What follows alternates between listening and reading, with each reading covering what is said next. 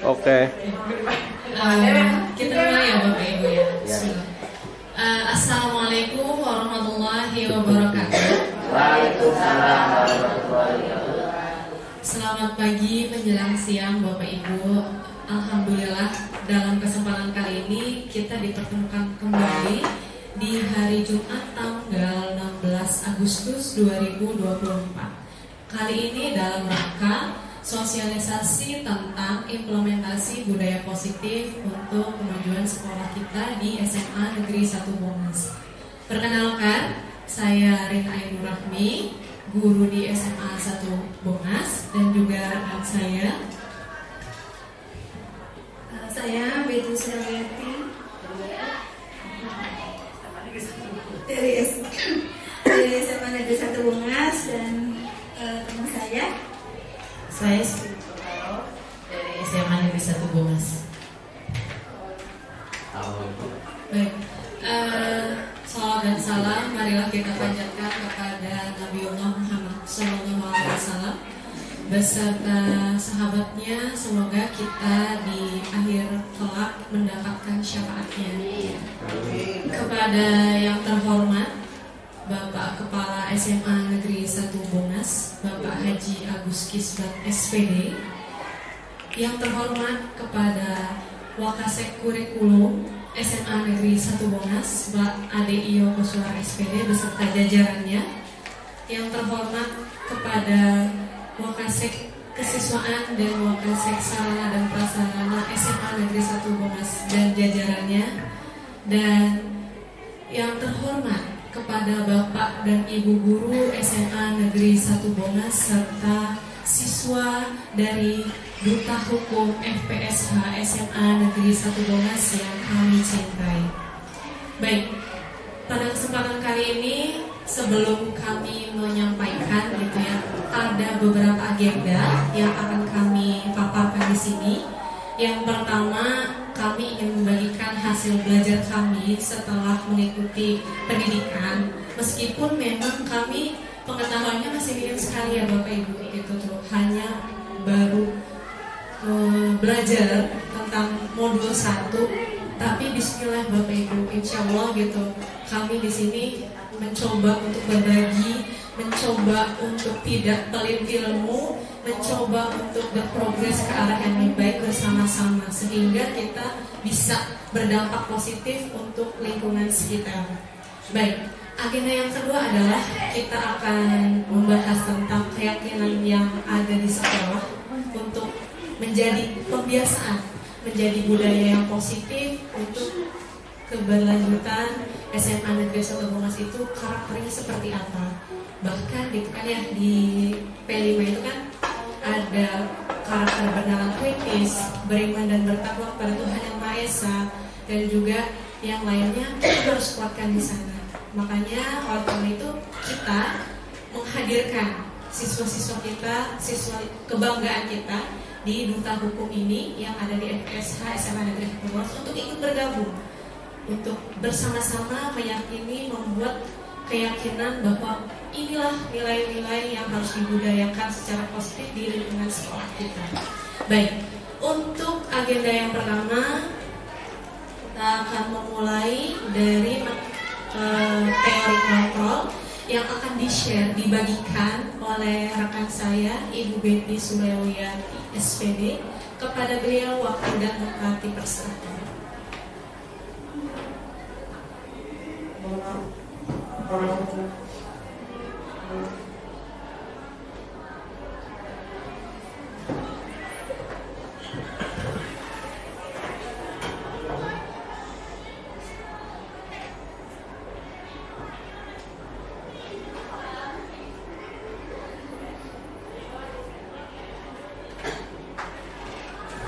Baik, terima kasih kepada Ibu Rin atas waktunya.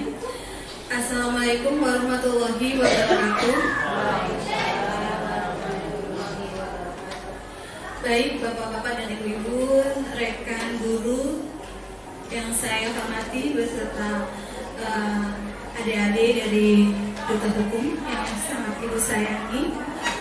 Baik, Bapak dan Ibu, langsung saja di sini ada teori kontrol teori kontrol dari kita sebagai pendidik Bapak dan Ibu ya. Dalam teori kontrol itu ada beberapa bagian Bapak dan Ibu. Yang pertama yaitu ilusi guru mengontrol murid. Jadi bagaimana kita mengontrol siswa dan siswi kita baik di dalam kelas atau di lingkungan sekitar sekolah. Kemudian yang kedua yaitu ilusi bahwa semua penguatan positif, efektif dan bermanfaat. Jadi di sini kita memberikan penguatan kepada siswa dan siswi kita bahwa membiasakan budaya positif kepada Ibu.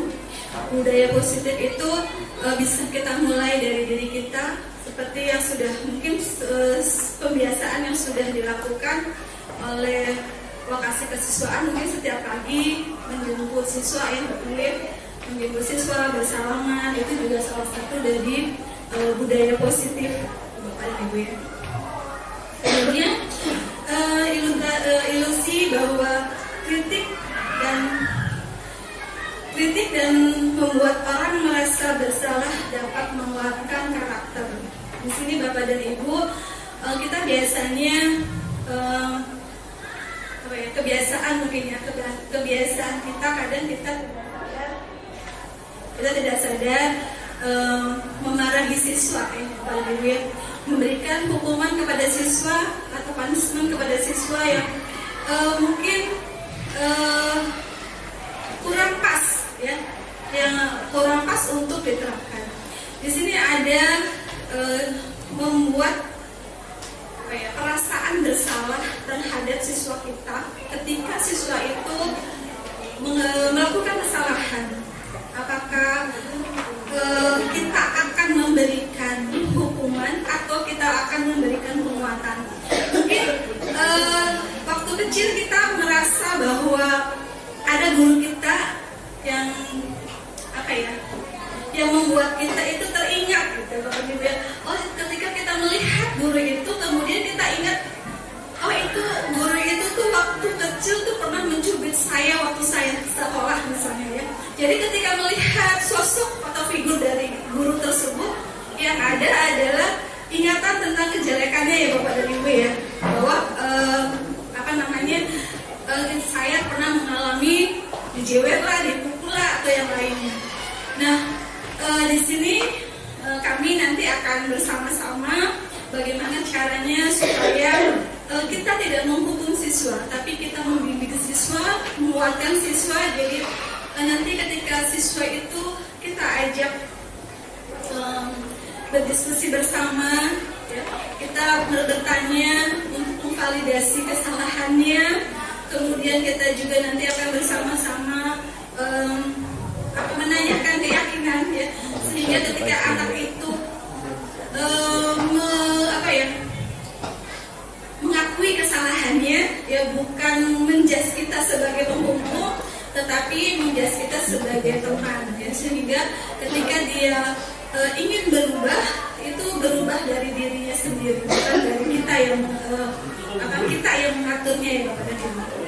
Kemudian ada juga tentang ilusi bahwa orang dewasa itu memiliki hak untuk memaksa. Ya. Jadi di sini mungkin kalau dulu kita sebagai guru itu dituntut ya Bapak dan Ibu, dituntut supaya siswa dan siswi kita itu bisa membaca, dituntut untuk siswa dan siswi itu bisa berhitung dan yang lainnya. Dan menurut filosofi Ki Hajar Dewantara, kita itu sudah pembelajaran seperti itu sebaiknya dihilangkan, karena kita sebagai guru bukan menuntut Bapak dan Ibu, tetapi menuntun, ya. Kita menuntun supaya anak-anak kita itu bisa membaca, bisa menulis, ya, bisa memahami apa materi-materi yang kita berikan. Jadi kita ini tugasnya bukan menuntut, tetapi menuntun mereka pada kodratnya. Karena kenapa Bapak dan Ibu? Karena kemampuan anak-anak itu berbeda-beda. Ya. Kita tidak bisa memaksakan si A atau si B itu harus bisa mata pelajaran matematika atau harus bisa memahami pelajaran sejarah misalnya, seperti itu. Karena setiap kemampuan anak tuh berbeda. keinginan anak juga berbeda. Nah, di sini tugas kita adalah menuntun mereka sesuai dengan kodratnya. Jadi ketika mereka menyukai pelajaran itu, maka mereka akan senang untuk belajar. Baik Bapak dan Ibu, selanjutnya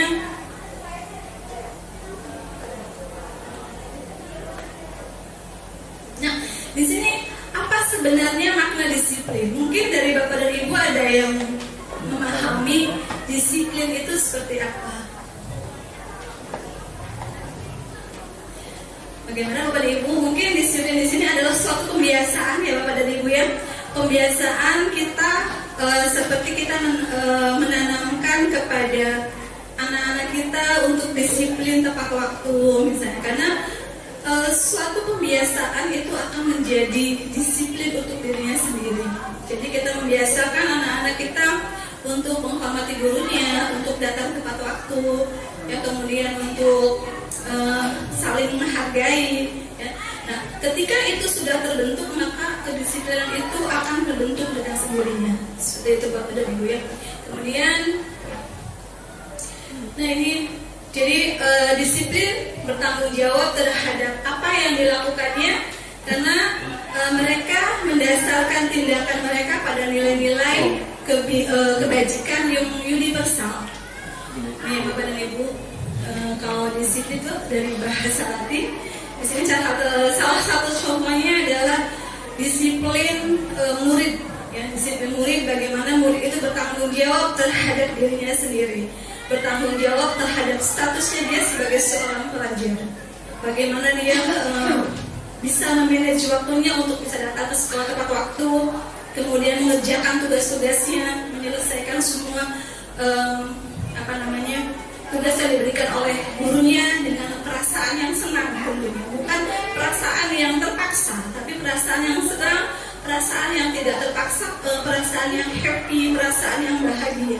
Ya, karena kedisiplinan itu sudah mengakar dalam jiwanya. Jadi belajar bukan lagi hal yang menyusahkan, atau belajar bukan lagi hal yang menjadi sesuatu yang mengerikan, tapi belajar adalah sesuatu hal yang membahagiakan. Belajar adalah sesuatu yang membuat mereka happy. Ya, di sini tujuan disiplin adalah menciptakan anak-anak yang memiliki disiplin diri, sehingga mereka bisa berperilaku dengan mengacu pada nilai-nilai kebaikan yang universal dan memiliki motivasi intrinsik, bukan ekstrinsik. Ya. Maksudnya di sini adalah memiliki motivasi dari dirinya sendiri, bukan dari luar, bukan karena ancaman-ancaman, ya, bukan karena ancaman-ancaman dari guru. Misalnya, kamu misalnya selalu kesiangan, jadi ketakutan karena hukuman yang nanti akan diberikan. Bukan seperti itu nantinya. Yang pertama yang harus kita tanamkan adalah motivasi dari dirinya sendiri, kesadaran dari dirinya sendiri untuk melakukan semua kebajikannya, semua kewajibannya atas dasar keinginannya. Jadi di sini kita benar-benar harus menuntun belajar anak sesuai dengan kodratnya, sesuai dengan kemampuannya. Kita tidak bisa memaksakan, ya Bapak dan Ibu. Kemudian, ya di sini ada karakter yang nilai-nilai kebajikan. Kita di sini sudah menerapkan kurikulum merdeka. Dalam kurikulum itu ada tentang profil pelajar Pancasila yang sudah kita terapkan di sekolah kita, tentang P5. Di situ ada berkebinekaan global, kemudian ada bergotong royong, kreatif, benar kritis, mandiri, dan tentunya beriman kepada dan bertakwa kepada Tuhan yang Maha Esa dan berakhlak mulia. Ya, di sini beriman dan bertakwa kepada Tuhan yang Maha Esa dan berakhlak mulia adalah tugas kita Bapak dan Ibu untuk menuntun mereka, untuk membimbing mereka, ya, agar mereka mempunyai akhlak yang baik. Tentunya akhlak yang baik itu bisa kita terapkan dimulai dari diri kita dulu Bapak dan Ibu. Ya, dari kita dulu, kita memberikan contoh yang baik kepada dan siswi kita, otomatis mereka akan melihat sikap kita, mereka akan melihat perilaku kita, dan insya Allah mereka juga pasti akan meniru kita, ya, seperti itu. Kemudian tentu berkebinekaan global juga, kemudian bergotong royong. Di sini kita menanamkan sikap toleransi, bergotong royong dan kreatif, ya Bapak dan Ibu. Kreatif dan benar kritis, ya, benar kritis itu mereka bisa mengembangkan kemampuannya, mengembangkan ide-idenya, ya, itu, dan kreatif juga dan mandiri juga. Baik Bapak dan Ibu, nah nilai-nilai kebajikan yang bisa kita terapkan kepada anak-anak kita diantaranya ada peduli. Jadi di sini peduli itu ada keterus-terangan atau kejujuran, ya Bapak dan Ibu, kebersihan, komitmen, belas kasih, percaya diri, kemudian bertujuan, tenggang rasa, dan gotong royong. Kemudian untuk perilaku rajin, ada keberanian, kesantunan, kreatif, semangat, dermawan, kejujuran, harga diri, dan rendah hati. Rendah hati, ya Bapak dan Ibu, ya. Kemudian ada integritas. Integritas itu adalah kebahagiaan, keadilan, baik hati, kesetiaan, berprinsip, bersahaja, keteraturan, kedamaian, keteguhan hati, dan juga ada rasa hormat, yaitu tanggung jawab, pengabdian, bijaksana, bersyukur, toleransi, percaya diri, lurus hati, ketegasan, dan pengertian. Baik Bapak dan Ibu, kita lanjutkan ke 3 motivasi perilaku manusia. Di sini 3 motivasi perilaku manusia itu, yang pertama adalah untuk menghindari ketidaknyamanan atau hukuman. Jadi seperti yang tadi saya sampaikan Bapak dan Ibu, ketika anak itu merasa tidak nyaman, untuk menghindari hukuman, mungkin ada sebagian anak kita yang sudahlah, daripada masuk nanti saya dapat hukuman, mendingan saya sekalian aja nggak berangkat sekolah, gitu. Pada Ibu, ya. Jadi itu kemudian mereka merasa tidak nyaman di sekolah kita ini, gitu. Kemudian yang kedua yaitu untuk mendapatkan imbalan atau penghargaan dari orang lain. Jadi biasanya kita suka memberikan penghargaan, ya, atau reward kepada anak-anak kita, ya. Padahal kalau misalnya kita terus-terusan memberi reward, ketika kita tidak memberikan reward, itu anak akan bertanya nantinya, mana rewardnya Bu, gitu, ya. Jadi kita memberikan reward dalam arti memotivasi anak-anak kita untuk bisa bertanggung jawab terhadap terhadap tugas-tugasnya, Bapak Ibu, ya. Jadi reward yang kita berikan adalah berupa motivasi, ya, motivasi untuk anak-anak. Kemudian yang ketiga adalah untuk menjadi orang yang mereka inginkan dan menghargai diri sendiri dengan nilai-nilai yang mereka percaya. Jadi Bapak dan Ibu, ya, jadi untuk menjadi orang yang mereka inginkan, maksudnya sini adalah mereka mempunyai kodratnya masing-masing. Anak-anak itu unik, Ibu, ya, sangat unik. Walaupun kembar pasti ada perbedaan di antaranya. Jadi kita menghargai itu, menghargai keunikannya, menghargai kodratnya, karena setiap anak mempunyai kodrat yang berbeda-beda. Jadi ada Fikron, ya, yang mengemukakan bahwa baik penghargaan maupun hukuman adalah cara-cara mengontrol perilaku seorang yang menghancurkan potensi untuk pembelajaran yang sesungguhnya. Menurut Kohn, secara ideal tindakan belajar itu sendiri adalah penghargaan sesungguhnya. Jadi mari Bapak dan Ibu, kita jangan sedikit kita sama-sama memperbaiki diri untuk tidak lagi menghukum anak-anak kita, tetapi kita memberikan motivasi. Nanti akan diserahkan bagaimana cara yang baik untuk kita menegur siswa kita. Itu ada segitiga restitusi, ya, nanti akan disampaikan oleh teman-teman kita nanti. Mungkin nanti akan disampaikan bagaimana caranya supaya kita bisa memotivasi anak-anak kita, ya, bukan dengan hukuman, tetapi mereka memiliki atau mempunyai rasa bersalah sendiri, ya, sehingga mereka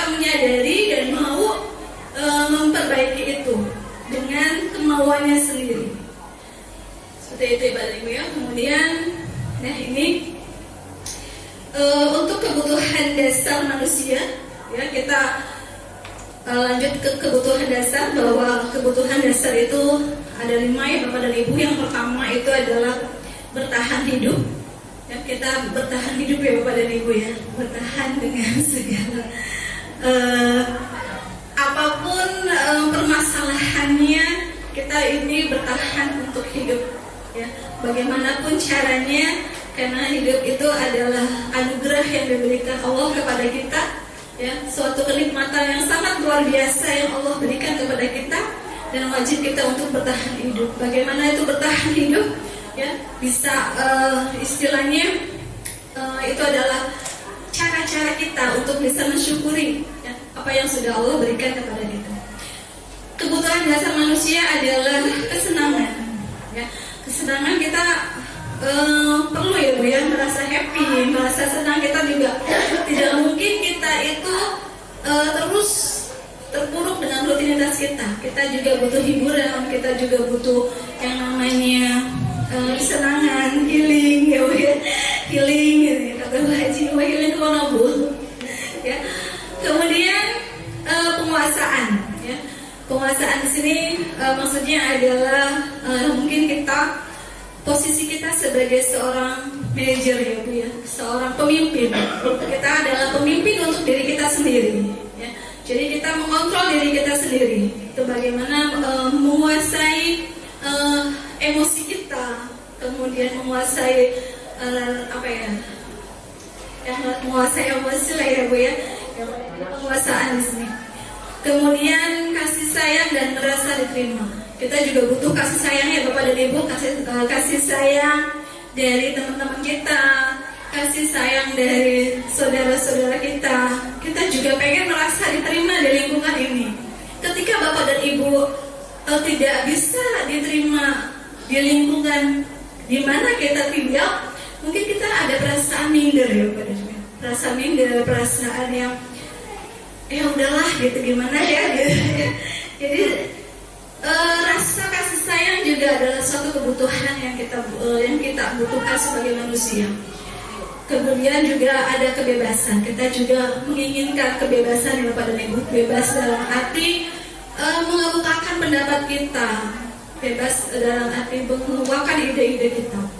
Seperti itu. Kemudian, nah ini tentang restitusi yang nanti akan disampaikan oleh Ibu Rin ya. Untuk restitusi di sini adalah proses menciptakan kondisi bagi murid untuk memperbaiki kesalahan mereka. Jadi seperti yang tadi saya singgung sedikit, bahwa bagaimana kita memberikan pendekatan kepada kita ketika siswa itu merasa melakukan kesalahan. Seperti mungkin di sini yang sudah diterapkan itu ketika anak-anak itu tidak mengikuti peraturan yang kita buat.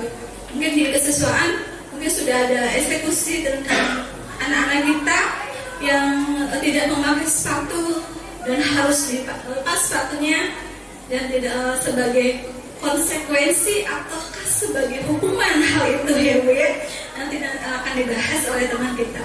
Dan jadi nanti akan ada apakah sebagai konsekuensi dari suatu peraturan ataukah itu sebagai hukuman ya. Nah disitulah salah satu gambaran tentang segitiga restitusi dalam memecahkan masalah anak-anak kita. Baik Bapak dan Ibu, mungkin dari saya cukup sampai di sini. Mungkin baik untuk sesi pertanyaan, mungkin nanti ya Bapak dan Ibu ya. Jadi pertanyaannya di save dulu aja. Terima kasih. Selanjutnya saya kembalikan ke Ibu Rin. Silakan. Terima kasih Ibu Betty sudah memaparkan tentang materi disiplin, kemudian juga menyinggung ke nilai-nilai kebajikan yang seharusnya ditanamkan oleh diri sendiri sebagai guru maupun terhadap murid. Sekarang saya ingin menyampaikan sedikit tentang restitusi itu apa, gitu kan ya. Tapi sebelum itu saya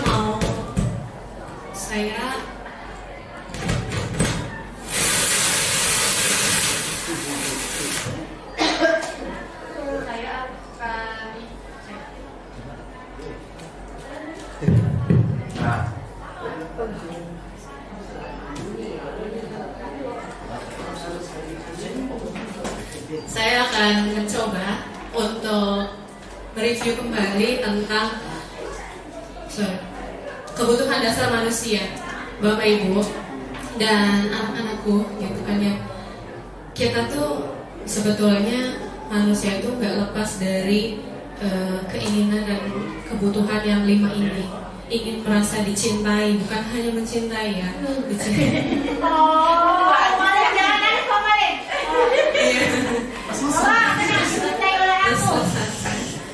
Ingin merasa dicintai, dihargai keadaannya, itu tidak menafikan gitu ya. Tidak ada orang di dunia ini yang kehadirannya itu tidak diinginkan gitu. Pasti pengen ada rasa saya mau diakui gitu. Begitupun dengan siswa, dengan murid. Kalian kalau seandainya, saya tanya ya, kalau seandainya ada guru yang nyuekin kalian atau ada orang tua gitu, kalian kan biasanya kan organisasi atau ketua gitu kan yang nyuekin kalian, padahal kalian ada di situ nggak digubris, kalau ngomong feeling kalian gimana? Happy.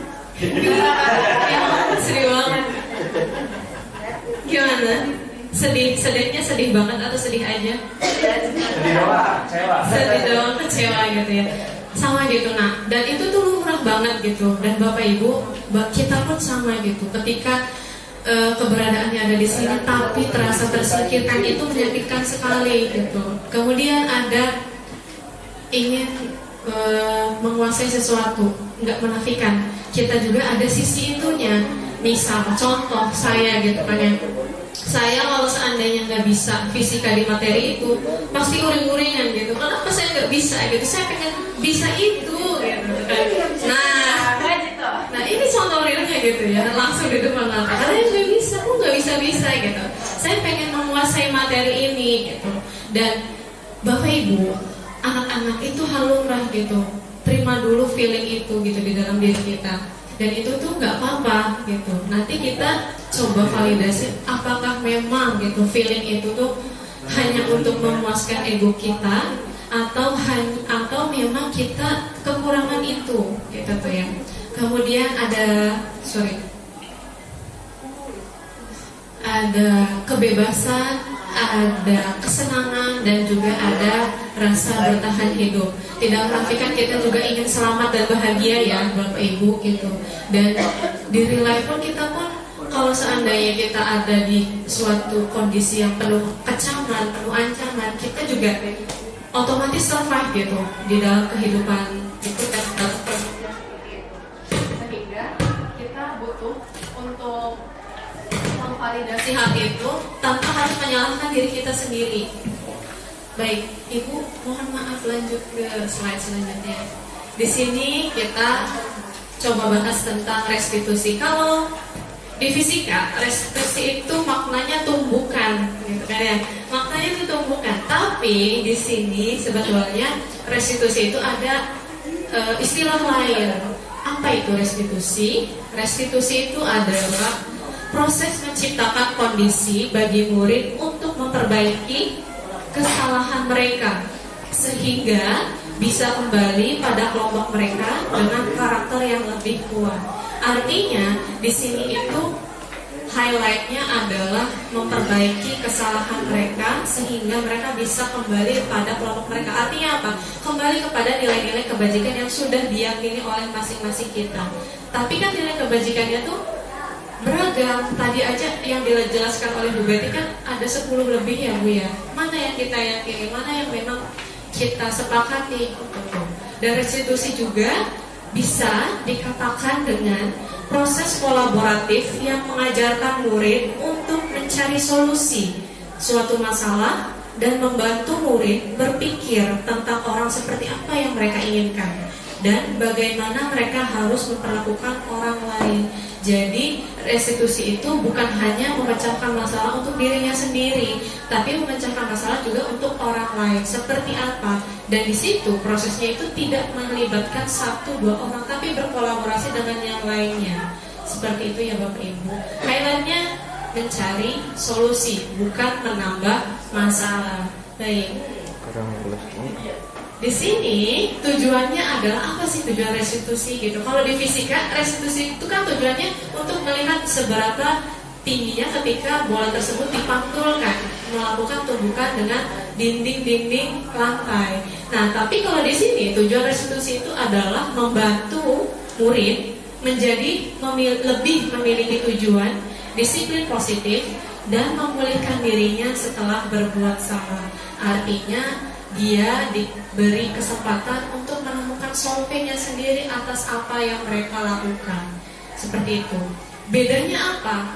Perbedaannya restitusi dengan punishment itu penekanannya di restitusi itu bukan pada bagaimana berperilaku untuk menyenangkan orang lain, bukan. Atau menghindari ketidaknyamanan, itu bukan. Tapi tujuannya adalah menjadi orang yang menghargai nilai-nilai kebajikan yang mereka percaya. Jadi nilai-nilai yang memang menjadi acuan mereka untuk berubah ke arah yang lebih baik. Bukan karena trigger hukuman, bukan karena ingin show off menjadi murid yang disenangi oleh guru, bukan itu. Tapi mereka menghargai dirinya sendiri supaya mereka bisa menjadi pribadi yang lebih berkualitas dengan menanamkan nilai-nilai kebajikan yang ada di diri mereka sendiri.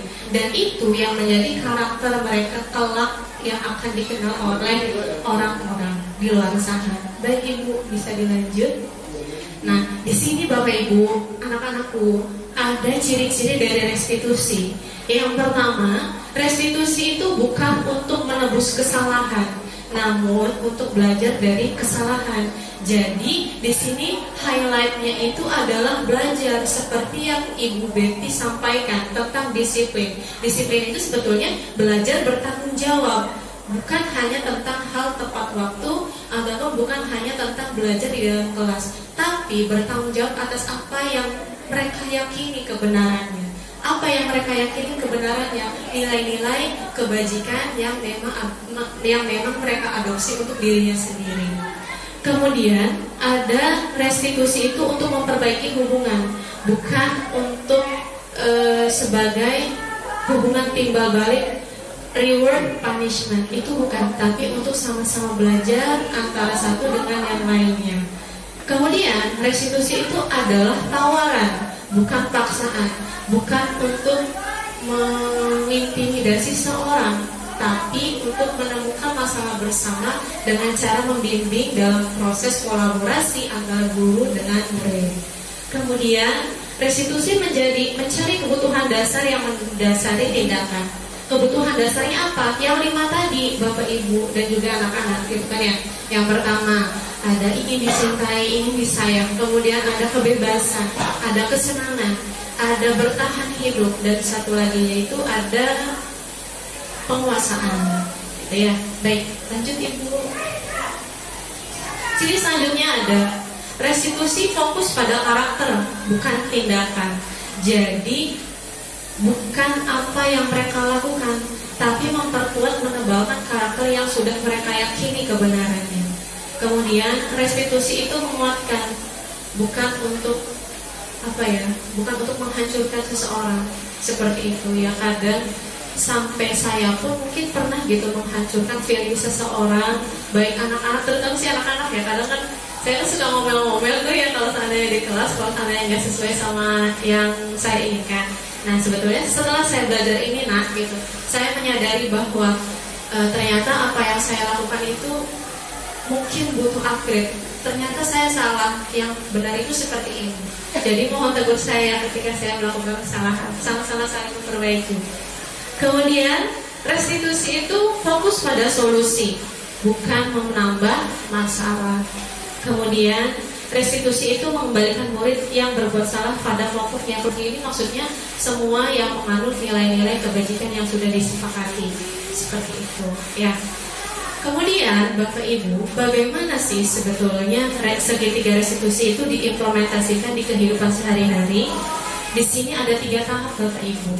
Yang pertama itu menstabilkan identitas. Artinya di sini kenapa kita menstabilkan identitas?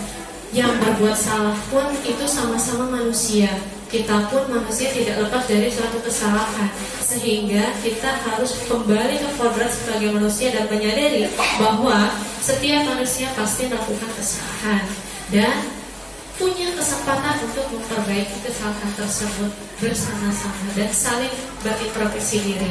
Kemudian yang kedua adalah validasi tindakan yang salah. Setelah menyadari bahwa hakikatnya kita sebagai manusia, menyadari pula bahwa tindakan yang kita lakukan itu salah. Salahnya sebelah mana? Kenapa bisa seperti itu? Apakah ada kebutuhan yang tidak terpenuhi? Itu yang menjadi fokus untuk step yang kedua. Kemudian step yang ketiga adalah menanyakan keyakinan, seek the belief, gitu. Artinya kembali lagi diingatkan bahwa apa yang sudah kita yakini, kebenarannya, dan juga nilai-nilai kebajikan apa yang sudah melekat dan sudah terimplementasi di lingkungan kita. Apakah tenggang rasa, apakah rendah hati, apakah saling menghargai satu sama lain. Seperti itu, kita kembali lagi ke nilai-nilai kebajikan yang sudah disepakati bersama. Baik, lanjut Bu.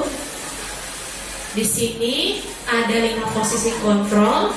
Setelah kita tahu segitiga restitusi itu, oh ternyata seperti itu ya, tahapannya itu seperti itu, untuk menghindari bahwa kita jangan sampai gitu ya, untuk disiplin itu harus gitu mendasari dengan reward. Apalagi kan kalau seandainya kita tuh emang lagi nggak punya banget itu, kita mau reward apa ya, masa iya reward bintang terus, kita mau reward apa ya, masa iya kita harus kasih sesuatu terus. Kita juga pasti punya sisi lain untuk mengubah pemikiran seperti itu, dan kita pun harus memposisikan diri sebagai guru yang seperti apa atau sebagai manusia yang seperti apa. Dan ini pun bukan hanya berlaku di sekolah, bukan hanya guru saja yang seperti itu. Nanti bisa teman-teman FPSH diaplikasikan di organisasinya. Oh ya, ketika anggota saya salah, saya harus seperti apa? Itu make sense banget sih teman-teman.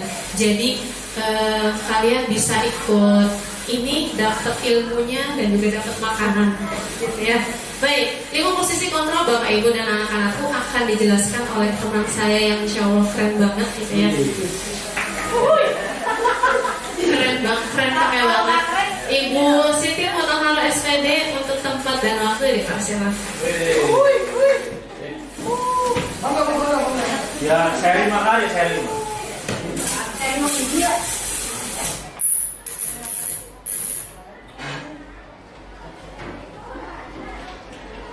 Terima kasih Ibu yang sudah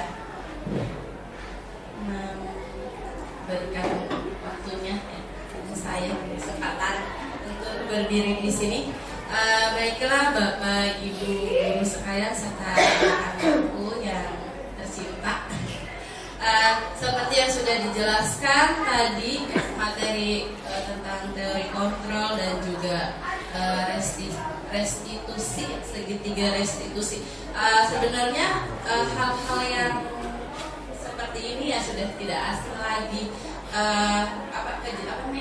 Sudah tidak asing lagi, sudah terbiasa ya dalam kehidupan kita sehari-hari, khususnya di sekolah.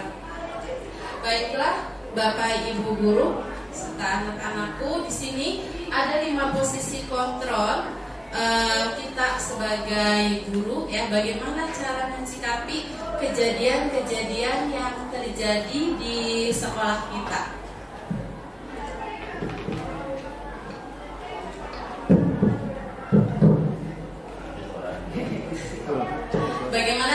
Bagaimana caranya kita memposisikan kita sebagai guru.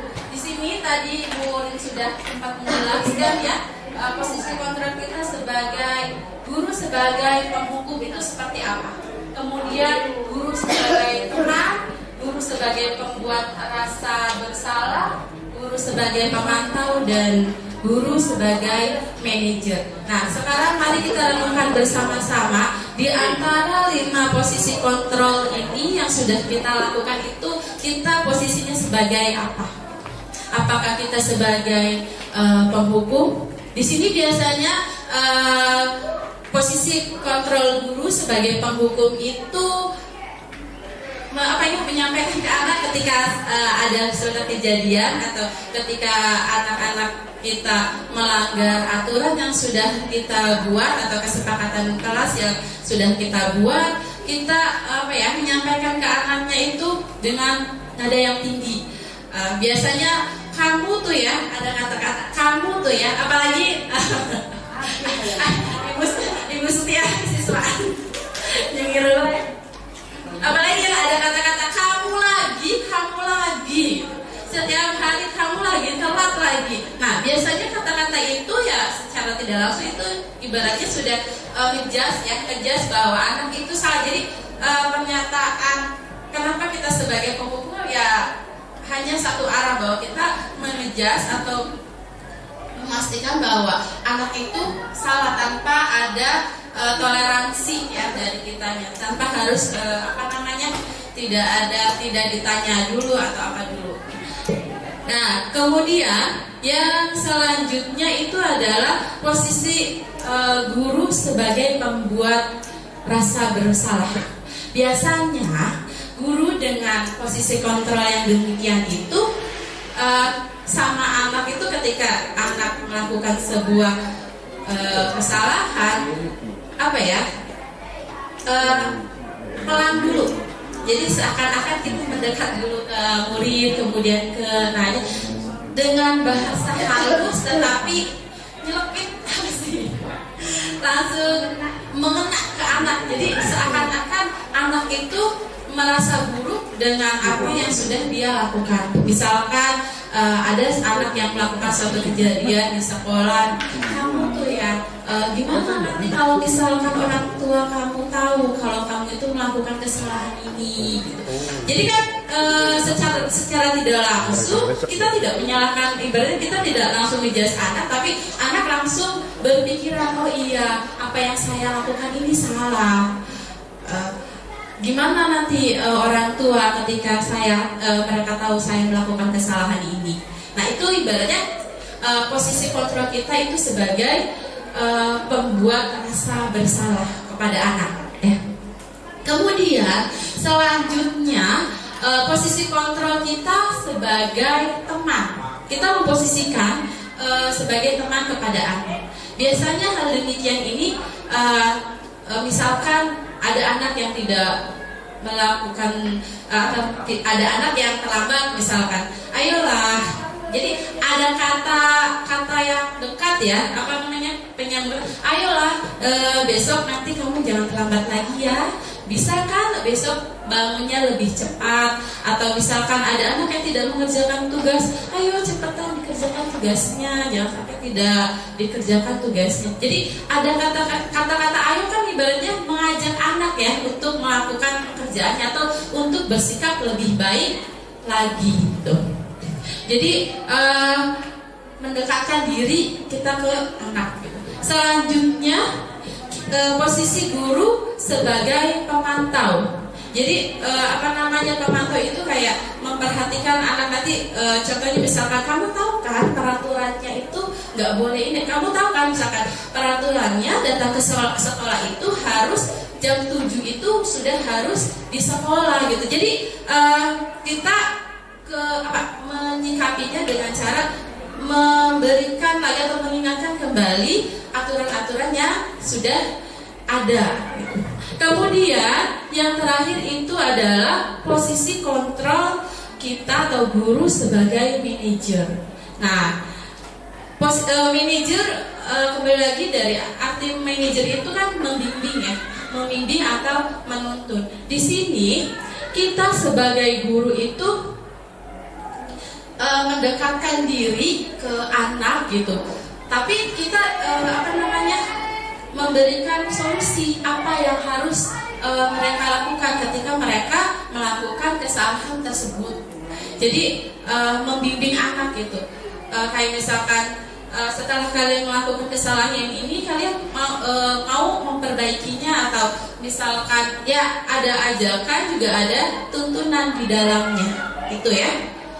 Mungkin itu posisi kontrol yang dimiliki oleh guru, kita sebagai guru. Tapi menurut berdasarkan keyakinan saya, ibaratnya posisi kontrol ini sebenarnya tidak hanya harus dimiliki kita sebagai seorang guru seperti tadi yang sudah Ibu Rin sampaikan, tapi setiap manusia, apalagi kita sebagai besar di sini menjadi orang tua di sekolah juga menjadi orang tua di rumah gitu. Nanti bisa diterapkan di rumah juga, dan itu nanti akibatnya atau manfaatnya itu bagus ya. Nanti ada kaitan, atau kita anak-anak kita juga kan ada yang di sekolah, ada yang sudah sekolah gitu, bisa berkolaborasi antara orang tua dengan guru yang ada di sekolah, dan itu manfaatnya itu sangat baik ya, kaitannya dengan disiplin positif atau budaya positif. Nah, yang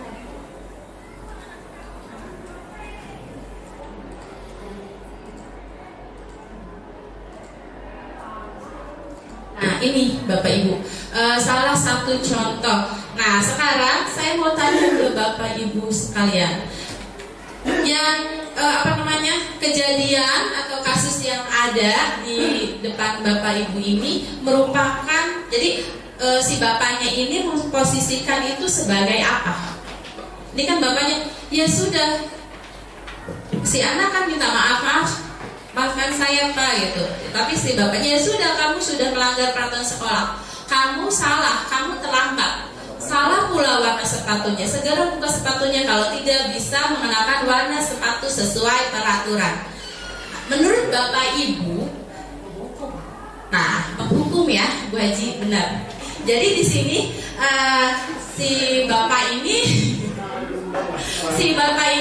sikap kontrol atau posisi kontrol si bapak ini itu sebagai penghukum. Jadi satu arah langsung ngejas anak bahwa anak itu sudah salah dengan melakukan datang terlambat, pakai sepatu tidak sesuai dengan aturan gitu. Jadi tanpa ditanya dulu si anak itu kenapa dia terlambat, kenapa sepatunya itu ibaratnya salah. Jadi tidak mau menerima alasan yang disampaikan oleh si anak tersebut. Nah ini contohnya. Boleh Bu satu lagi. Nah ini juga ibaratnya salah satu gambaran dari posisi kontrol kita sebagai seorang guru. Ya, di sini ada guru dengan beberapa murid. Ini kasusnya itu adalah ada keributan di dalam kelas ya. Kemudian kita sebagai guru mengajak diskusi ke anak-anak gitu. Kita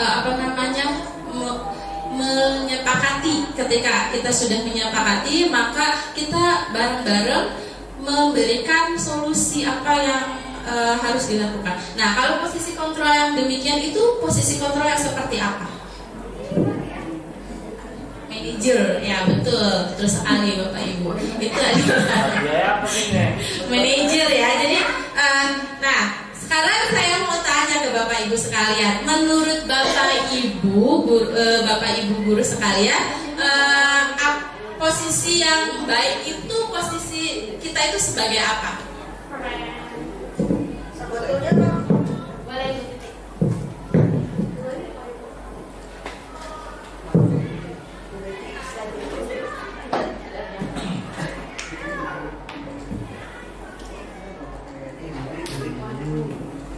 Ya, terima kasih atas waktunya. Sebetulnya mah yang saya pribadi lakukan itu kadang 5-5-nya saya lakukan. Bisa sebagai penghukum, tapi tidak seperti yang tadi dicontohkan. Ketika saya menghukum anak, saya selalu menanyakan, kamu telat kenapa? Jadi sebulan ini saya melakukan piket, jadi tahu anak-anak yang kadang datangnya telat. Jadi saya tidak serta-merta langsung, kamu tuh telat, pakai sepatunya salah, bajunya salah. Tapi saya selalu nanya, kamu kenapa datangnya telat? Kamu kenapa bajunya salah? Dan anak-anak itu bilang alasannya begini. Tetapi yang saya tahu, anak-anak itu emang tidak niat datang pagi. Karena yang saya tahu, mereka itu datangnya sama dengan saya, tapi kumpul-kumpul dulu. Nah begitu, itu yang membuat saya emosi ya, kalau misalkan anaknya baik, misalkan anak yang datang telat, mungkin saya masih misalnya tanpa memandang status anaknya. Tapi ketika saya tadi berangkat, anak-anak itu sudah di depan saya, tetapi ketika saya sudah sampai sekolah, anaknya telah sampai 5-10 menit. Nah, itu yang membuat saya naik pitam. Siapa yang pitamnya? Kemudian kadang juga saya sebagai posisi saya itu sebagai teman, tetapi tidak selamanya, mungkin bagi saya tidak selamanya posisi saya itu sebagai teman. Kadang anak-anak itu ketika saya memposisikan sebagai teman, anak itu akan lunjak saya, menganggap saya itu teman, asal gandeng-gandeng, ada yang laki-laki juga asal gandeng, asal deket-deket gitu kan, ya Bu ya. Yang penting dekat gitu. Iya, yang penting dekat saja. Jadi hanya menyemangati saja, ngasih solusi begitu. Jangan terlalu dekat banget. Kemudian sebagai pembuat rasa bersalah, nah ini juga kadang saya lakukan. Iya. Malah bukan bikin nangis, ini kitanya yang memelas ya. Kitanya yang halus, kitanya yang sedih. Iya. Jadi anaknya merasa bersalah. Iya, kayak di 10.2 di kelas Pak Adit. Ada salah satu anak yang begitu. Jadi saya itu rasanya pemelas, kasihan, ya begitulah. Ada anak yang yatim piatu yang tidak punya siapa-siapa, kemudian sama teman-temannya, sama teman-temannya digituin. Tapi setelah saya ngomong itu, anak-anaknya jadi semuanya memelas ke anak tersebut. Kemudian sebagai pemantau pun saya juga pernah lakukan ketika anak-anaknya mungkin sesuai dengan apa yang saya mau, begitu. Kemudian sebagai manajer pun sama. Iya, kadang saya tuh sebetulnya lebih banyak tulusnya. Iya, saya itu tulus sama anak-anak tuh, nggak memandang anak-anak bagaimana. Sama teman juga saya itu tulus. Nah, tapi kadang tulusnya saya itu, tulusnya guru itu kadang bisa gunakan ke anak, kadang iya, betul nggak nih? Iya, ya begitu Bu. Itu pengalaman saya. Mungkin teman-teman yang lain. Terima kasih. Ya, boleh Bu. Pada poin ini Bu, kembali lagi ya. Pada poin ini saya merasa sangat dihakimi. Ya, kenapa? Karena pada poin ini saya sering melakukan ke anak-anak Bu ya. Iya, dan itu benar-benar saya yang saya lakukan. Salah. Iya. Jadi bukannya saya mengejas anak ya, Pak Bu, mohon maaf. Jadi sudah beberapa kali anak-anak kan sudah diperingatkan gitu, sudah ada tata tertibnya jelas, mereka juga sudah tahu. Kemudian sudah diperingatkan beberapa kali ya, di sini ada OSIS ya, Nik ya. Sudah diperingatkan 2-3 kali dan memang kultur di kita tuh anak-anak tuh ya mungkin ini bisa diterapkan di kota ya Bu ya. Yang anak-anaknya yang 1 kali 2 kali diperingati langsung mereka tuh bisa berubah gitu. Kalau diterapkan di sekolah kita sepertinya mudah-mudahan ke depan bisa seperti itu ya Ibu Rin. Tapi untuk saat ini mungkin saya masih ada di posisi yang penghukum Bu. Saya sangat menyadari itu. Ya, beberapa mungkin kedepannya saya bisa ada di posisi 5 poin itu. Tapi untuk sekarang ini mungkin saya masih ada di posisi itu ya, posisi penghukum. Karena yaitu melihat dari profil pelajar kita ya, bukan pelajar yang 1 kali 2 kali ditegur langsung bisa berubah gitu Bu. Profil di sini tuh yang 1 kali 2 kali 3 kali sampai 10 kali masih ngedablek seperti itu. Terima kasih untuk Ibu Rasniti dan Ibu Sutia atas pengalamannya ya. Ibaratnya emang 5 kontrol posisi tadi sebenarnya sudah kita rasakan gitu ya. Bagaimana cara menyikapi, bagaimana kita sebagai guru menyikapi kejadian-kejadian yang ada di sekolah. Tapi berdasarkan tadi cerita atau pengalaman dari Bu Rasniti dengan Bu Sutia, mungkin kita sebagai guru itu tidak hanya memposisikan pada satu posisi kontrol saja ya. Mungkin kita juga bisa menjadi seorang penghukum, kita juga bisa menjadi seorang teman, gitu. Kita juga sebagai manajer ya, tapi dilihat dari kelima posisi kontrol yang tadi, menurut Bapak Ibu sekalian yang lebih yang baik menurut Bapak Ibu guru kalian semua itu posisi kontrol yang seperti apa? Manajer ya, betul sekali. Posisi kontrol yang baik yang harus dilakukan kita sebagai guru itu adalah sebagai manajer. Tapi tidak selamanya kita harus memposisikan kita sebagai manajer, tetapi kita juga harus waktu-waktu harus menjadi seorang penghukum juga ya, Bu Suti ya. Ibaratnya antara menjadi seorang penghukum dengan manajer itu kita harus balance gitu, harus sama-sama gitu. Kita tidak selamanya menjadi seorang penghukum saja, tapi kita juga harus bisa menjadi seorang manajer. Kalau menurut saya posisi kontrol teman dan juga pemantau ataupun pembuat rasa bersalah itu ya sudah tercover semua di manajer gitu. Paling yang agak menonjol itu antara posisi penghukum dengan posisi manajer. Jadi keduanya itu harus seimbang. Boleh lanjutkan. Nah sekarang setelah kita mengenali diri kita ya sebagai apa gitu, kita mencoba untuk membuat keyakinan kelas gitu. Keyakinan itu apa ya, prinsip atau nilai-nilai yang sesuai dengan nilai lebih kebajikan universal ya, yang tadi sempat sudah dibahas. Kita buat dan kita sepakati bersama bareng murid, antara murid dengan guru di kelasnya. Nah di sini mari kita coba Bapak Ibu guru sekalian membuat kesepakatan kelas, keyakinan kelas gitu. Keyakinan kelas antara kita guru dengan murid. Ini contohnya ya, keyakinan kelas misalkan di kelas 1. Setiap anggota kelas perlu bebas, setiap anggota kelas perlu senang gitu. Kemudian keyakinan kelas di kelas 5 selalu bersikap positif, kemudian senantiasa menjadi diri terbaik, percaya dan menghormati orang lain serta barang miliknya. Kemudian ada keyakinan kelas di kelas 7, selalu menghormati. Kemudian kami meyakini bahwa sangat penting untuk menghormati semua orang dan barang milik orang lain. Kemudian bekerja, kami meyakini bahwa sangat penting untuk mengerjakan segala pekerjaan atau mengikuti kegiatan yang telah ditugaskan dan diterima, dan kami meyakini bahwa sangat penting untuk merasa diterima pada suatu kelompok dan saling peduli satu dengan yang lainnya. Mungkin di sini Bapak Ibu guru sekalian sudah pernah ya membuat keyakinan kelas ya, membuat keyakinan kelas atau kesepakatan kelas antara Bapak Ibu guru sekalian dengan muridnya. Boleh mencoba untuk membuat? Boleh Bapak Ibu guru sekalian, kita mencoba membuat keyakinan kelas. Nanti kita coba ditulis di sini Bu ya. Ada yang mau? Boleh yang lainnya? Jangan Bu Titi.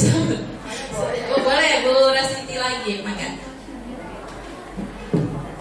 Keyakinan kelas. Ya, keyakinan kelas yang sudah Ibu buat ataupun misalkan mencoba untuk dibuat.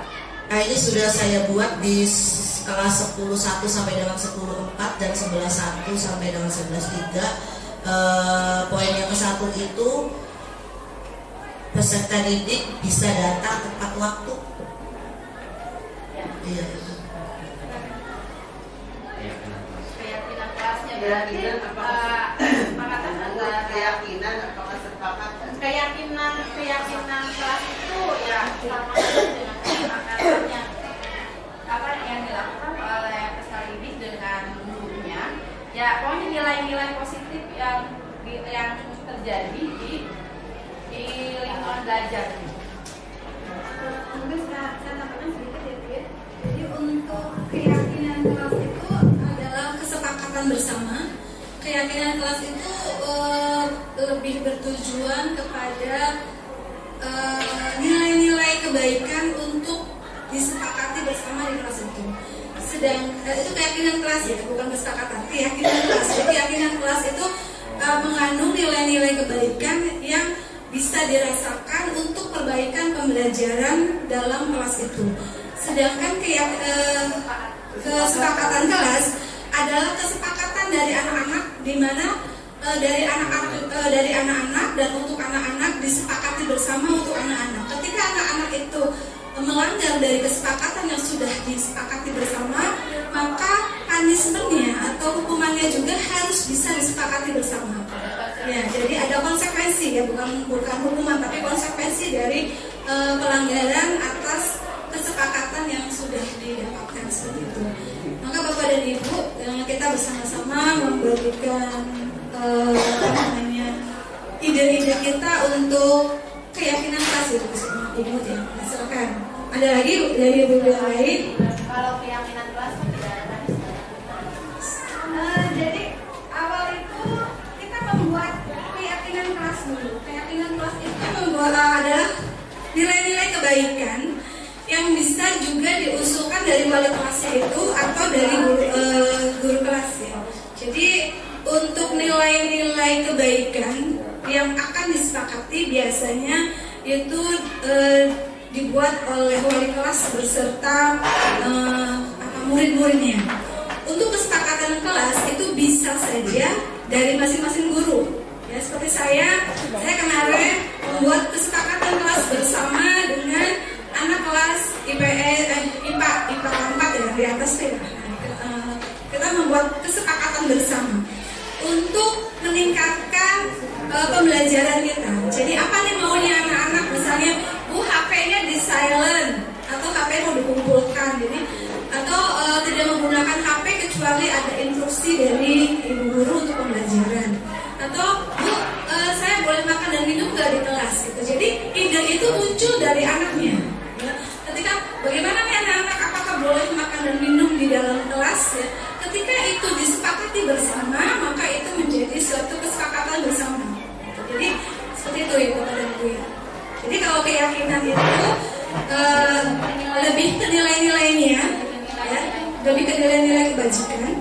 Sedangkan kesepakatan itu juga sama sih, ada nilai kebaikannya ya Bapak dan Ibu ya. Cuman lebih dari untuk mengontrol anak dan ya. Jadi untuk peningkatan pembelajaran itu Bapak dan Ibu ya. Boleh Bu? Kita kalau di kelas yang untuk wali kelas saya itu membuat kesepakatan ketika masuk sekolah dilarang izin, maksudnya dilarang alpa kalau absen tuh, dilarang alpa kalau alpa dia itu ada sanksi gitu aja. Terus kalau untuk saya yang satu lagi adalah pakaian. Ketika seragam sekolah sesuaikan dengan KBM. Ya, kadang-kadang kita lupa nih untuk semua guru ya. Ketika kita KBM itu sesuaikan untuk semuanya aja. Ketika guru olahraga khususnya, ketika KBM itu kita coba disiplin siswa itu ketika selesai olahraga kenakan pakaian seragam kembali sesuai dengan KBM-nya, itu aja. Jadi pakaian, disiplin pakaian, terus absen, gitu aja. Jadi kalau anak tidak pakai baju olahraga, bukan pelajaran olahraga ya, konsekuensinya kamu harus ganti dulu. Misalnya itu tinggalan, berarti konsekuensinya dia minjem dari temannya dulu, pinjam gitu tukeran lah. Tidak boleh memasuki sebuah kelas. Ya, ketika pakai, ya gitu. Terus kalau absen, ketika itu ada sanksinya, kesepakatan kelasnya. Misalnya, sanksi itu sendirilah kesepakatan kelasnya. Oke Bu, setuju. Terima kasih. Mungkin ada yang lainnya Ibu Sri? Ya.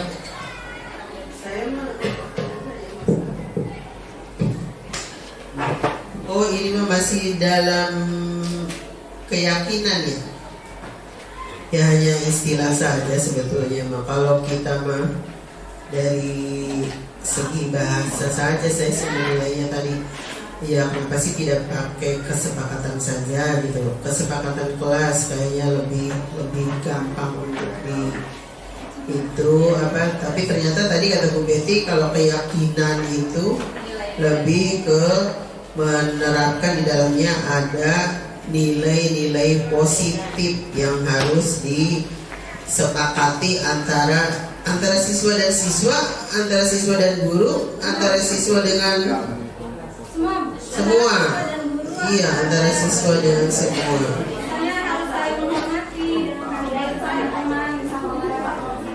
Oh iya. Ya, itu sesuatu hal yang sebetulnya sangat bagus apabila keyakinan itu kemudian sudah disepakati oleh berbagai pihak, terutama oleh guru sebagai wali kelas, misalnya wali kelas dengan siswanya. Dan alangkah baiknya kalau itu semua itu dibuat secara tertulis kemudian ditempel di dinding kelas gitu kan, agar mereka itu selalu ingat bahwa ini adalah keyakinan yang harus dilaksanakan dalam keseharian siswa itu. Sebetulnya saya sih tadi tuh bukan masalah ini ya, yang ada sesuatu yang ingin ditanyakan, tapi mungkin nanti kali ya di sesi pertanyaan. Secara keseluruhan, yang tadi yang teori kontrol itu. Jadi apa Bu kesepakatan yang dilaksanakan? Ada yang Ya, tidak? udah cukup, itu sudah mewakili semuanya, sudah sangat bagus. Masih ada waktu kan? Ada lagi? Mungkin dari siswa pengalaman yang sudah dilakukan, mungkin di kelasnya Ami gitu udah pernah melakukan keyakinan kelas atau kesepakatan kelas dengan gurunya dengan nilai-nilai positif aja. Iya. Nilai-nilai positif yang mereka dapatkan ketika kamu menjadi duta hukum itu apa? Coba disampaikan di depan. Sudah tiga-tiganya itu ke depan. Iya. Atau perwakilannya itu dari. perwakilan apa ya?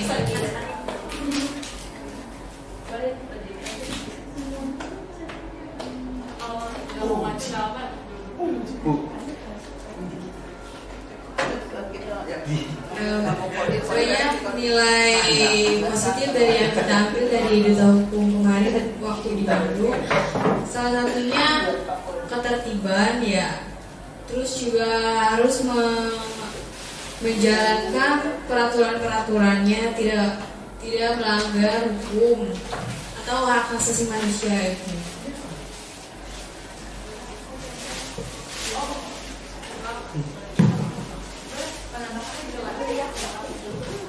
Kesepakatan kelas yang sudah dibuat seperti tidak boleh bermain HP saat pelajaran. Ada kaitannya dengan yang kemarin kalian dapatkan ketika menjadi duta hukum. Berarti antara ibaratnya apa yang kalian dapatkan ketika kalian di sana di pelatihan duta hukum dengan apa yang kalian rasakan di sini, berdasarkan nilai-nilai kebajikan yang kalian dapatkan, kesepakatan antara guru dengan murid itu sesuai ya, ibaratnya sama. Oke, terima kasih untuk anak-anak ibu yang luar biasa dan bapak ibu guru sekalian.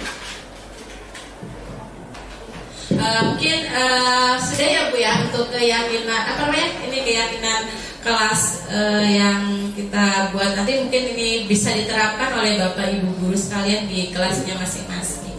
Oke, selanjutnya kita buka sesi pertanyaan. Boleh kalau bisa, misalkan ada yang mau bertanya, boleh sekarang ditanyakan. Boleh, siapa Mami? Oh, boleh Pak Fauji. Boleh maju dong Pak, jangan di pojok ya Allah. Sini Pak Fauji, di sini. Senang pojok ya Pak. Baik, Ibu, terima kasih.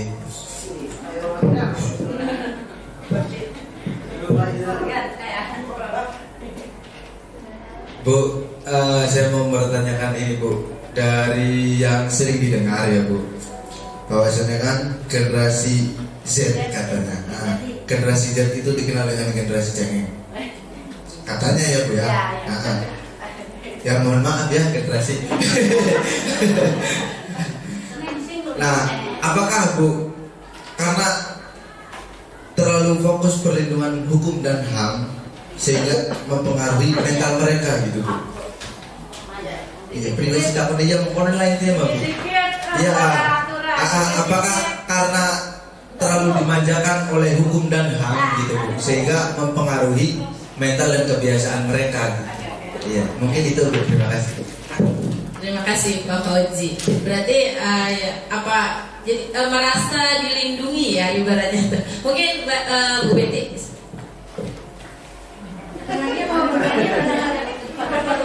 Baik, Bapak dan Ibu, terima kasih Bapak Fauzi yang menanyakan. Memang generasi kita itu kayaknya apa-apa ngadu ya Pak ya. Kayak semuanya berbenturan dengan hukum. Jadi kayaknya anak-anak tuh merasa dilindungi, yang akhirnya anak-anak itu cenderung melunjak kayaknya. Kayaknya merasa dilindungi gitu oleh hukum yang ada. Di sini Bapak dan Ibu adalah tugas kita untuk membimbing siswa. Di sini adalah kita harus bisa berperan bagaimana kita menuntut siswa agar siswa itu mempunyai motivasi, tanggung jawab dan mandiri. Ya, ini adalah tugas kita sehingga mereka tidak menjadi generasi yang cengeng, kata Pak Haji tadi bilang ya. Jadi bukan generasi yang cengeng, tapi generasi yang disiplin, generasi yang mempunyai tanggung jawab. Ya, di sini adalah PR kita, di sini adalah tugas kita, karena kita tidak bisa menolak lajunya teknologi yang begitu pesat. Kita tidak bisa menolak itu dan kita tidak bisa menghindari itu. Maka disinilah kita harus berperan sebagai penuntun, membimbing anak, menuntun anak untuk bisa mandiri, untuk bisa memotivasi dirinya, untuk bisa bijak dalam mensikapi semua keadaan. Ibu dan Ibu ya, jadi di sini kita harus bisa berperan membimbing siswa, menuntun siswa kembali ke kodratnya, ya, bahwa semua ada aturan, semua ada kebijakan-kebijakan yang mengandung nilai-nilai kebaikan. Jadi ketika kita mempunyai siswa yang bermental seperti itu, maka kita kembalikan ke siswa. Di situ kita bisa menjadi peran kita sebagai teman. Kita tanyakan masalahnya seperti apa. Ya, jadi kita bisa merangkul dia.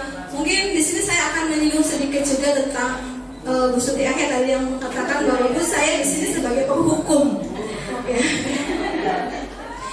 Baik Bapak dan Ibu, ada ilustrasi yang saya tertarik sebetulnya. Ketika anak itu datang ke sekolah terlambat, sudah gitu sepatunya juga lain dari hari yang harusnya sudah disepakati bersama atau sudah menjadi aturan dalam sekolah itu. Ketika itu guru piket itu menanyakan, kamu kenapa terlambat? Datang ke sekolahnya kenapa terlambat? Kita memberikan kesempatan karena setiap anak kesalahan yang mereka lakukan itu pasti punya alasan. Ya. Ketika alasan itu dikemukakan oleh anak itu, kemudian kita memberikan solusi. Kita menanyakan tentang peraturan yang ada di sekolah. Ya, bagaimana peraturannya hari ini? Apa yang harus dipakai sepatunya? Seharusnya memakai sepatu seperti apa? Ketika anak itu menjawab, oh iya Bu, saya seharusnya memakai sepatu hitam hari ini, misalnya ya Bu ya. Kemudian berarti kamu sudah mengetahui kesalahan kamu. Ya. Lalu bagaimana solusinya supaya kamu tidak lagi memakai sepatu warna merah atau warna putih di hari yang sudah ditentukan? Ya. Jadi kita tanyakan lagi kesepakatannya antara kita dengan siswa tersebut. Baik Bu, misalnya aku menjawab, baik Bu, saya tidak akan lupa lagi untuk memakai sepatu yang sesuai dengan aturan. Jadi kita mencari solusi. Nah, ketika anak itu mengatakan seperti itu, baik kalau seperti itu, kita bertanya lagi. Ada siapa di rumah itu? Apakah ada saudara, ada orang tua, ada adik yang bisa mengingatkan ketika anak itu harus memakai sepatu apa di hari itu? Ketika dia menjawab, oh iya Bu, di situ ada kakak saya misalnya, kebetulan memang kakak saya belum bekerja dan ada di rumah misalnya. Maka tugas kita adalah berkolaborasi atau mendatangi atau berkomunikasi dengan kakaknya supaya mengingatkan ketika anak itu di hari Rabu atau di hari Selasa harus memakai sepatu warna hitam misalnya. Jadi kita mencari solusi dan ada pendampingan di situ. Ada yang mengingatkan ketika anak itu tidak memakai sepatu warna hitam di hari Selasa. Gitu. Jadi ada yang mengingatkan. Jadi bukan kita saja yang mengingatkan, tapi kita juga bisa meminta pertolongan, meminta bantuan dari orang yang ada di rumah. Itu yang maksudnya ayat. Jadi yang Pak Fauji mungkin tugas kita ya Pak Fauji ya, untuk menuntut siswa kita untuk melatih kedisiplinannya untuk bertanggung jawab pada dirinya sendiri. Jadi kita harus bisa membentuk bukan ini ya, membimbing siswa kita agar tidak menjadi generasi yang cengeng atau yang apa-apa ngadu gitu. Jadi kita harus bisa mendekat bahwa itu adalah tanggung jawab kalian gitu sebagai pelajar. Jadi kita harus bisa menekankan itu. Bagaimana caranya? Mungkin kita adalah seorang guru yang sangat hebat, ya kita pasti bisa. Itu ya Pak ya. Nah, seperti itu mungkin Pak Fauji. Maksudnya ayah seperti itu ya. Saya menyinggung juga sedikit tentang itu ya. Jadi kita bisa berperan sebagai teman dan kita juga bisa berperan sebagai seorang manajer. Tidak harus menjadi seorang penghukum saja. Mungkin memang ini akan sangat susah untuk dipraktekkan, tapi mari kita sama-sama mencoba memperbaiki sehingga anak-anak kita itu tidak menganggap kita itu sebagai seseorang penghukum, ya.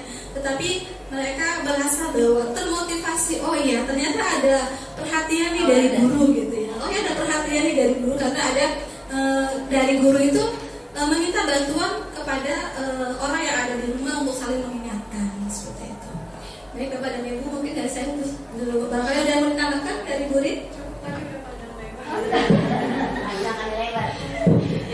Mungkin itu aja ya Pak Fauji. Jadi sebenarnya apa yang dinyatakan oleh atau pemikiran atau pemahaman dari Ki Hajar Dewantara itu ya itu yang harus kita lakukan gitu. Kita menuntun dan membimbing anak sesuai dengan kodratnya, baik itu kodrat alam sesuai apa yang dimiliki oleh anak ataupun kodrat zamannya disesuaikan dengan zamannya. Jadi mau itu generasi Z, generasi itu ya. Jadi ya itulah intinya kita sebagai sikap kita sebagai guru dan bagaimana kita dalam menyikapi anak-anak kita. Mungkin ada lagi yang bertanya? Cukup. Sudah cukup. Boleh. Sedikit aja sedikit. Tadi betul. Dengan kondisi 5 kita memposisikan 5 itu ya, tidak mudah untuk menerapkan disiplin karena pada dasarnya kita karakter kita juga, terus lingkungan kita keluarga. Ketika disiplin itu kita sudah besar seperti sekarang, tidak mudah untuk mengatur kedisiplinan itu. Kata Ibu, dituntun, benar. Tapi ketika kedisiplinan itu perlu pemaksaan juga. Ya. Kalau tidak ada hukuman tadi, dihukum tiap hari saja, ayo dituntut, 3 tahun orang mentok-mentok, keburu lulus, kan gitu ya Bu. Kalau disiplin dari keluarganya ada, dari awal nih Bu, dari pendidikan dan disiplin itu dasarnya ada dan dipaksa dulu Bu. Ngurus pesantren baik ya, bocah kan dihukum, ada yang dihukum, bokeh. Kenapa ada disiplin, ada hukuman dan sebagainya, dipaksakan Bu. Akhirnya bertahan pesantren. Padahal tapi kalau ditanya orang anak pesantren, ditanya dulu, ya habis ganang, jengok ke kayak manajer, kayak model teman, kayak model, ya habis ganang orang betan, ayo, ya habis peragat Bu. Itu lingkungan Bu, lingkungan keluarga, lingkungan sekitar. Kedisiplinan itu nggak mudah untuk, apalagi udah di SMA kita udah besar, lagi kesiswaan hukum berhari-hari sampai tamat ya. Alasannya anak-anak Bu, contoh ketika terlambat. Nah apa nang terlambat jadi mau cerita? Natur, manajer dan sebagainya lah alasan itu. Bu, lah wong tuane oke, wong tuane mending jadi wong teh punya segala macam. Ya wis maklum kan, ikuti dulu perkembangan tuntun. Esok alasan mari pasangan Bu, di ala kami gak baik jemputangnya kamu alarm Bu. Apa mari alasan? Itu disiplin karena tidak dari awal. Kalau disiplin, kalau tidak dipaksakan juga Bu, itu sampai tamat kelas 3 mani ya modelnya kono mani lingkor kuliah nih kan sejenak. Tapi mau yang namanya guru, kita itu berusaha Bu. Dari sekian banyaknya siswa yang terlambat, yang disiplin, dan itu tak enak lah, itu kemungkinan dari 50 orang ya minimal kita berhasil lah 5 orang. Kan gitu, ada usaha seperti itu dari sekian banyaknya. Tidak mudah kita meluruskan sampai 3 tahun ke Bu, SMA mah kadang-kadang pegel, hati pegel segala-gala. Hukum ki model tiap hari, angger be sepatu mah apa kan? Kardus balik di mana supikina angger man. Begitu juga perjanjian kelas Bu. Yang alpa bayar kas sedina, yang alpa bayar kas seminggu. Angger sih bocah banget tukang ornakat mah Bu. Bagi bayar seminggu cekeng misal.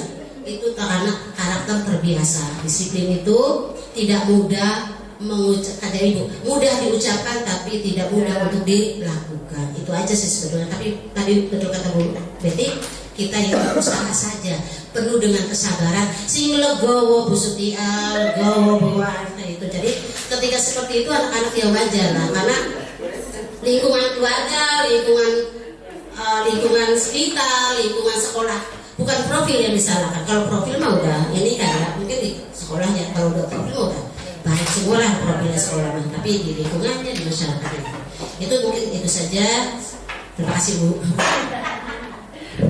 Bukan itu aja Bu, sebenarnya PR-nya bukan buat kesiswaan aja ataupun kita, tapi buat kita semua sebagai guru. Ya, gimana Ibu Sri mau? Boleh. Hanya bukan bertanya sebetulnya, hanya sharing aja. Ini termasuk ke dalam kategori apa ya? Kita ini hidup dari sejak kecil sudah penuh dengan ancaman. Ibu-ibu dari sejak punya anak itu kan selalu melakukan ancaman. Misalnya itu si anak balita tidak tidur-tidur. Nina bobo, Nina ada lagu ini, Nina bobo.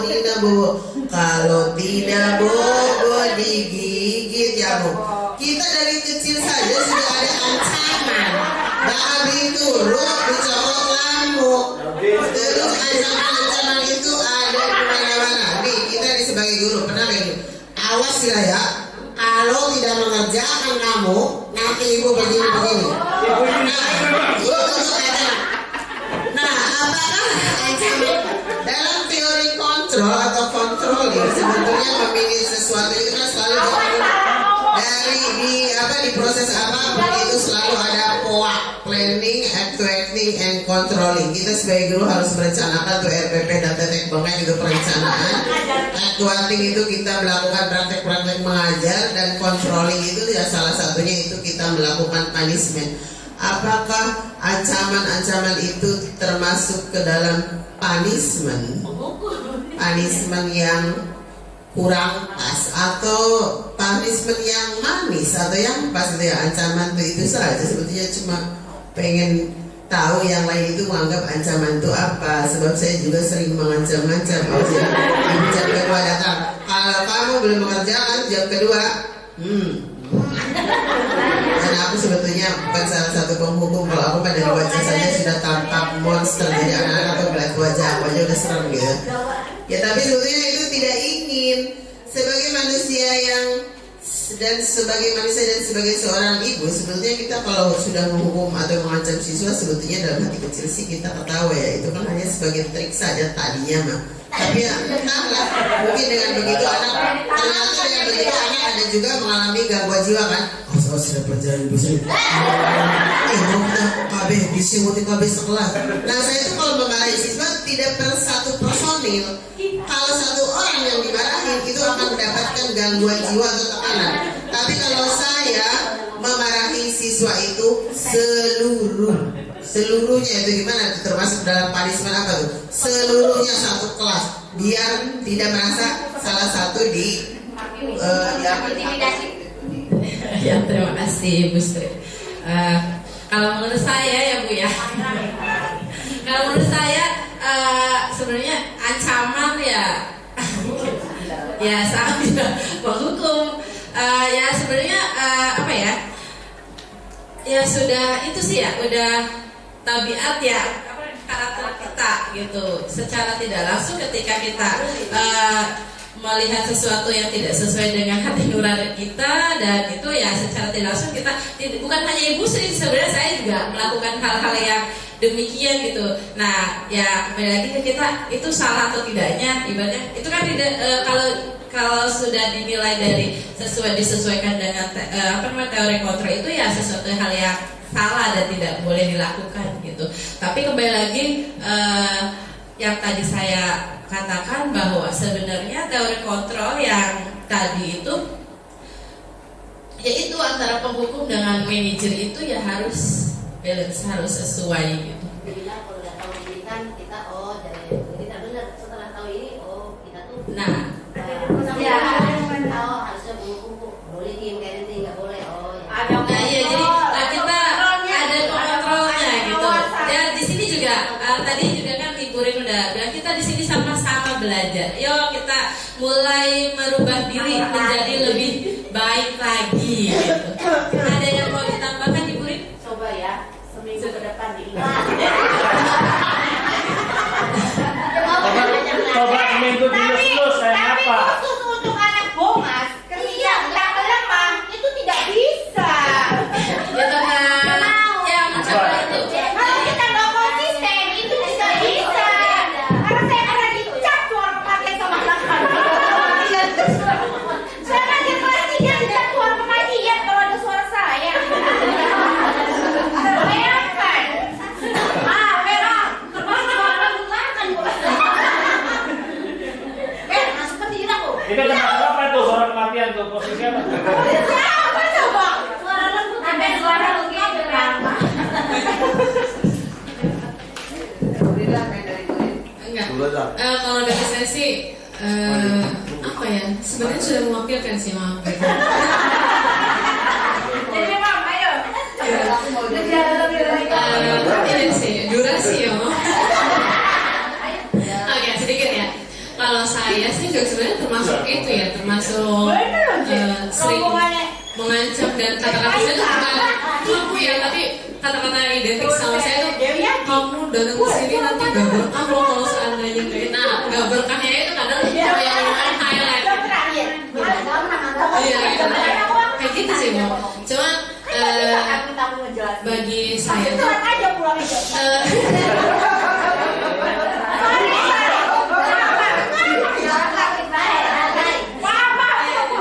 iya, jadi cuman ini aja sih Bu, apa namanya, paling kalau saya mah skup kecil dulu aja. Kan ini udah pada tahu nih kayak Bapak Ibu gitu.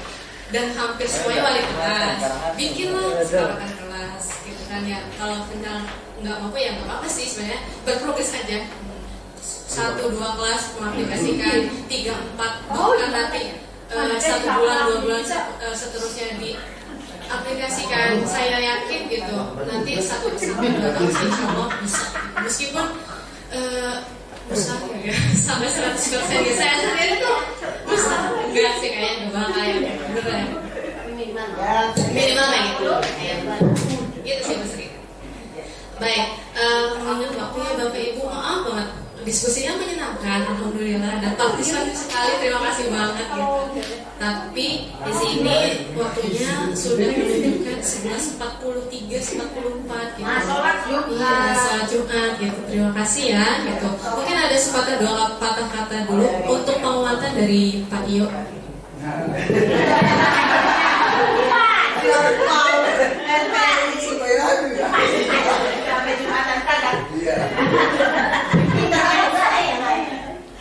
Terima kasih Bu Rin dan Bapak Ibu yang saya hormati, calon guru penggerak angkatan 11, para guru besar, kemudian Bapak Ibu guru penggerak Jabar ya, Bu Haji Kalimah yang terpantau terus di depan laptop.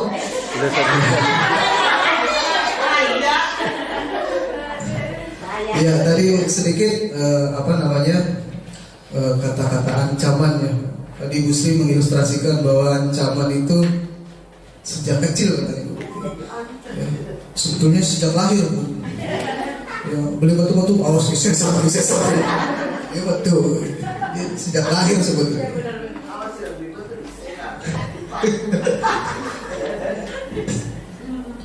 Berkaitan dengan tugas guru Bapak Ibu ya, betul apa yang disampaikan rekan-rekan dari CGP bahwa untuk masa sekarang memang tidak akan diterapkan budaya positif Bapak Ibu. Tentu hal ini berkaitan dengan tugas atau kompetensi guru yang ada berapa tuh Bapak Ibu? Ada 4 ya. Yang pertama kepribadian, sosial, pedagogik dan profesional ya Bapak Ibu. Nah tentu dalam membentuk budaya positif kepada anak ini salah satunya adalah yang paling penting Bapak Ibu menjadi contoh ya, Bapak Ibu menjadi peran utama di sini, role model-nya Bapak Ibu. Biasanya Bapak Ibu ketika kita mengajar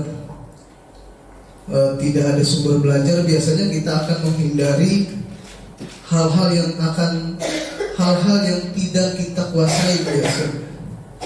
Hal-hal yang di luar dalam kita kuasai. Misalkan dalam sebuah materi, kadang-kadang saya ingin melanjut Orpati anu kalian. Ya lanjutkan hal sekian anak-anak, ya, padahal itu ilmunya guru Bapak. Sama saja padahal kepribadian Bapak. Kalau saya sering terlambat datang ke sekolah, biasanya saya tidak akan mengomentari keterlambatan siswa. Jadi kita biasanya tidak akan mengomentari, membahas hal-hal yang kita tidak lakukan atau di luar dari jangkauan kita. Ada anak terlambat ya kita diam saja karena tahu saya sering terlambat. Jadi kita akan menghindari hal-hal semacam itu. Rambut saya sedikit gondrong, saya nggak akan. Kamu rambutnya enggak. Jadi kita memang pada dasarnya akan menghindari hal-hal yang menjadi kelemahan kita sendiri, mentungkarkan. Jadi kembali lagi ke kita sebagai contoh Bapak Ibu. Karena kompetensi kepribadian adalah salah satu kompetensi bagi guru. Sangat kan begini, enak jadi guru. Padahal guru itu tugasnya sangat banyak Bapak. Yang paling susah itu kompetensi kepribadian, sulit menjadi contoh itu. Sayangnya kompetensi itu menjadi salah satu kompetensi kita. Kalau kita sehari ini menjadi bukan guru saja, ya, mungkin tidak ada kompetensi kepribadian. Jadi mengajar itu hanya salah satu dari salah satu kompetensi. Jadi guru itu harus menjadi contoh dulu Bapak Ibu. Iya itulah yang ingarso yang dulu tuh ya. Kalau di depan apa dulu? Ingarso. Iya. Apalagi tuturi hadiahnya ya Bu.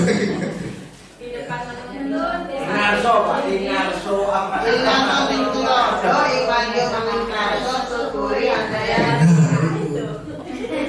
Tapi betul Bapak Ibu, Ibu Sutiah sekarang menjadi tugas tambahannya kesiswaan. Memang berat ya untuk menerapkan itu ya.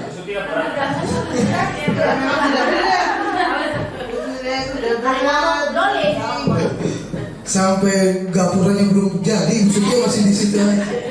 Konsisten Ibu Sutiah mendisiplinkan anak-anak. Memang caranya macam-macam Bapak Ibu, macam-macam. Tentu kita punya gaya dan cara gitu ya.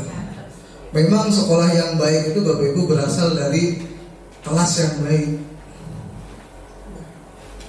Jadi sekolah yang baik itu berasal dari kelas yang baik. Jadi budaya positif itu memang harus kita tanamkan di dalam kelas dulu. Tidak mungkin kelas yang baik, kelasnya tidak baik, tidak menerapkan budaya positif, namun sekolahnya baik. Tidak akan seperti itu. Jadi mari kita terapkan budaya positif ini di kelas saja dulu Bapak Ibu, terkait dengan tugas kita sebagai guru. Hal-hal yang lain itu menjadi tugas dan tanggung jawabnya Ibu. Terima kasih. Saya terima. Assalamualaikum warahmatullahi wabarakatuh. Sebelum Bapak dan Ibu, saya teringat ketika saya main di salah satu TK. Di situ ada sebuah bacaan. Di situ ada kata-kata yang menarik saya, Bapak dan Ibu. Ketika kamu menuntut anak dengan ancaman, maka anak akan belajar untuk berbohong. Seperti itu. Jadi saya ingat dengan kata-kata yang dari mami itu ya. Dari kecil kita sering dibohongi gitu ya. Kalau tidak tidur digigit nyamuk. Itu ya. Jadi anak-anak tuh kadang-kadang suka pura-pura tidur. Nanti kalau sudah ibunya pergi, anaknya bangun lagi. Saya ingat itu kata-kata itu. Jadi kalau kita menuntut dengan ancaman, maka anak itu akan belajar untuk berbohong. Gitu. Itu saya baca di TK Citeki ya, kalau nggak salah di drama ini. Terima kasih ya. Kata menuntutnya jadi menuntut. Terima kasih. Baik, alhamdulillah acara hari ini telah sampai di ujung gitu. Terima kasih banyak Bapak Ibu yang sudah berkenan hadir, anak-anakku yang sudah berkenan hadir dengan gagahnya berselempang merah gitu ya. Alhamdulillah anggun sekali gitu. Iya, nggak apa-apa gitu. Iya, nanti kita foto bersama, jangan pulang dulu ya Bu ya, foto dulu gitu. Kami tutup ya dengan membaca alhamdulillah. Saya Bu Betty, Bu Mutoharo, pamit undur diri. Terima kasih. Wabillahi taufiq wal hidayah. Assalamualaikum warahmatullahi wabarakatuh. Bajin ngelang-langi.